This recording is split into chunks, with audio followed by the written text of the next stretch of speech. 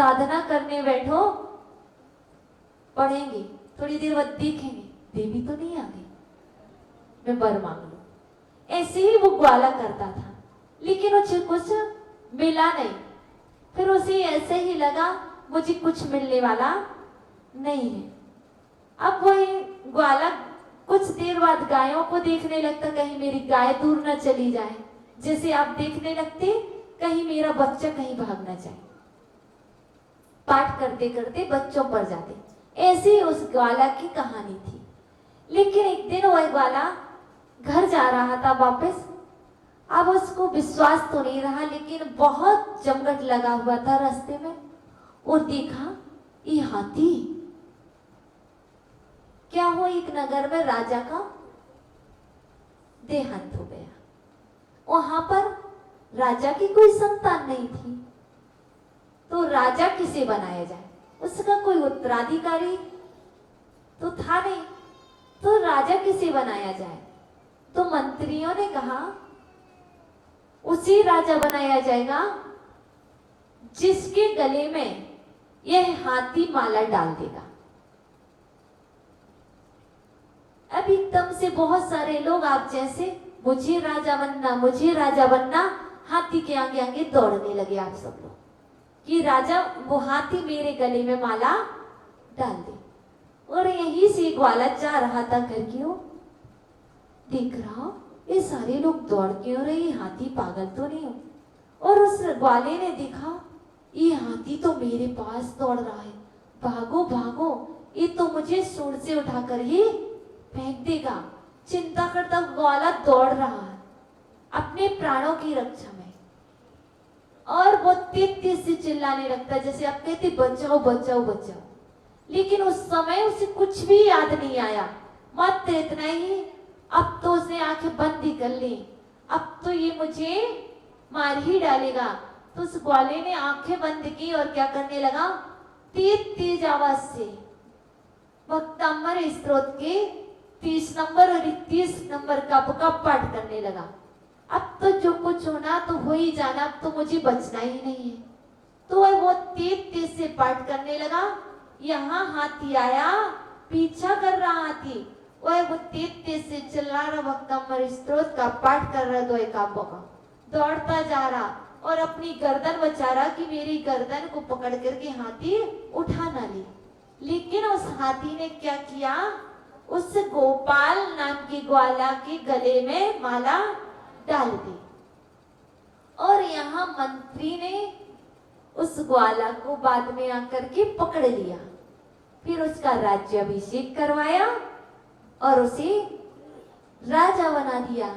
इसके बाद वो गाय भी थी, वह भी खुश हो गई। तो ऐसे ही जरूरी नहीं है कि देवी ही आएगी, कोई भी उपकारी आ सकता है। तो इस कहानी से हमें ये शिक्षा नहीं लेना मेरा कुछ होगा, आप तो निकांक्षित निष्प्रयोजन भावना से पाठ तो करो, आपको सब कुछ मिलेगा। लेकिन हम क्या सोचते, हम राजा बनेंगे कि नहीं, हमारी जॉब लगेगी कि नहीं, हमें एग्जाम में अच्छे नंबर आएंगे कि नहीं। पहले हम ये सब देखते हैं, इसके बाद और आंखें बार बार खोलते हैं ऐसा हुआ कि नहीं हुआ। तो कभी नहीं होगा, लेकिन हो भी सकता और नहीं भी हो सकता। लेकिन आप तो अच्छे से पाठ करो, अच्छे से समझो, फिर इसकी जाप भी करो। नमो घोर गुणाणम, नमो घोर तबाणम, नमो घोर परिक्रमाणम, जाप भी करो। लेकिन हम तो बस यहाँ पढ़ लिया फिर नहीं पढ़ेंगे, तो हमें चमन को भी देखना था।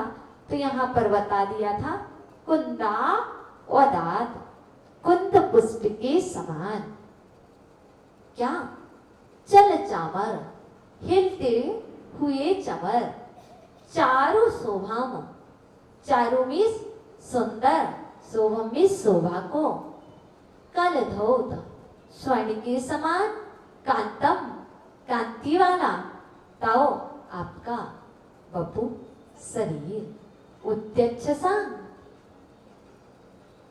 सुशोभित हो रहा है चंद्रमा की तरह, सुचि निर्जल निर्मल झरनों के वारिधारम जलधारा से सुर गिरे सुमेरु पर्वत पर, सात कुंभम स्वर्णमयी उच्चैस्तटमेव, ऊंचे तट के समान विभ्राजते शोभायमान होता है। यह तो शब्दार्थ है, लेकिन यहाँ पर आचार्य भगवान मंत्र स्वामी कह रहे हैं, हे प्रभु, जिस पर देवों के द्वारा श्वेत चमर ढुराए जा रहे हैं, हे भगवान, जिस पर देवों के द्वारा श्वेत चमर ढुराए जा रहे हैं, ऐसा हेमवर्ण शरीर उतना ही सुहावना प्रतीत होता है जितना कि झरने से सफेद जल से सुशोभित मेरु पर्वत का स्वर्ण शिखर। हे भगवान, जिसके ऊपर देवों द्वारा श्वेत चमर ढुराए जा रहे हैं, ऐसा आपका वह हेमवर्ण शरीर, हेमवर्ण रूप उतना ही सुहावना प्रतीत हो रहा है जैसे झरने से सफेद जल की धारा मेरु पर्वत पर सुशोभित हो रही है। ऐसा लग रहा है जैसे मेरु पर्वत से सफेद धारा ही बह रही। समझ में आया? समझ में आया? पूछे पूछे एक बार। हाँ, मालूम था। हे भगवान, सुनना ध्यान से। हे भगवान, जिस पर देवों के द्वारा श्वेत चमर ढुराए जा रहे हैं, हे भगवान, जिस पर देवों के द्वारा श्वेत चमर ढुराए जा रहे हैं, ऐसा आपका स्वर्णमयी शरीर उतना ही सुहावना प्रतीत होता है जितना कि झरने से सफेद जल की धारा मेरु पर्वत पर झर रही हो। बराबर? आपकी भाषा में समझाए? भगवान, हे प्रभु, जिसके ऊपर देवों के द्वारा श्वेत चमर ढुराए जा रहे हैं, ऐसा आपका स्वर्णमयी शरीर ऐसा लग रहा है जैसे सुमेरु पर्वत से श्वेत जल की धारा ही चल रही है। इसके बाद नेक्स्ट, अब भगवान को सिंहासन तो चमर भी ढुरा दिए, अब क्या भगवान को बिना छत्र के विराजमान करोगे? तो भगवान के लिए ऊपर से कुछ लगाते। कितने छत्र लगाते? 3 लगाते। क्यों लगाते? तीनों लोक के प्रति। जो बड़ा होता है वह किसका प्रतीक होता है? अधोलोक का। और जो मध्य का, मध्यलोक का। और ऊपर वाला ऊर्ध्वलोक का। अधोलोक का कौन लगाता है? नागेंद्र। मध्यलोक का चक्रवर्ती और ऊर्ध्वलोक का सौधर्मेंद्र। तीनों छत्र तीनों जगह के राजा लगाते हैं। अधोलोक का नागेंद्र, मध्यलोक का चक्रवर्ती और ऊर्ध्वलोक का सौधर्मेंद्र। सबसे छोटा कौन सा होता है छत्र? ऊर्ध्वलोक का। और सबसे बड़ा कहाँ का होता है? अधोलोक का। क्योंकि जिसका जितना वो है, विस्तार की अपेक्षा जिस क्रम से नीचे गए उसी क्रम से वैसा।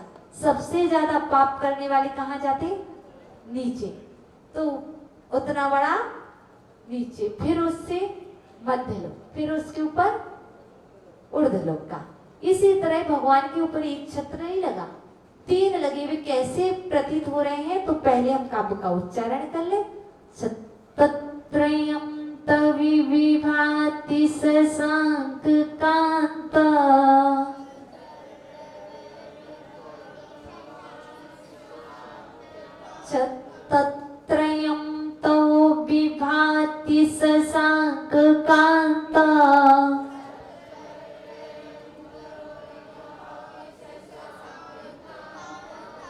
मुच्चैः स्ततं मुच्चैः स्थितं स्थगिते भानुकर प्रतापम्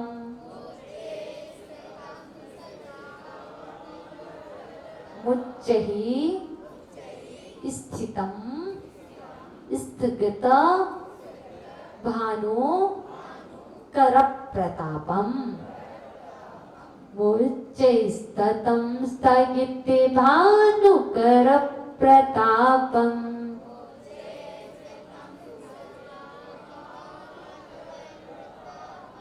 मुक्ता फल प्रकरजाली विव्रत शोभम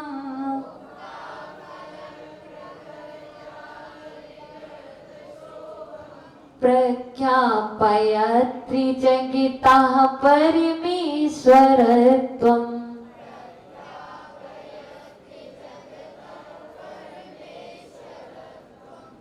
यहाँ पर आचार्य भगवान ने कहा है, शब्दार्थ आप पढ़ लेंगे क्योंकि हमारा समय हो गया है, हम सिर्फ आपको अर्थ बतलाएंगे। यहाँ पर आचार्य भगवान मानतंग स्वामी कह रहे हैं, हे भगवान आपके सिर पर, हे भगवान आपके सिर पर लगे हुए आतपहारी शुभ 3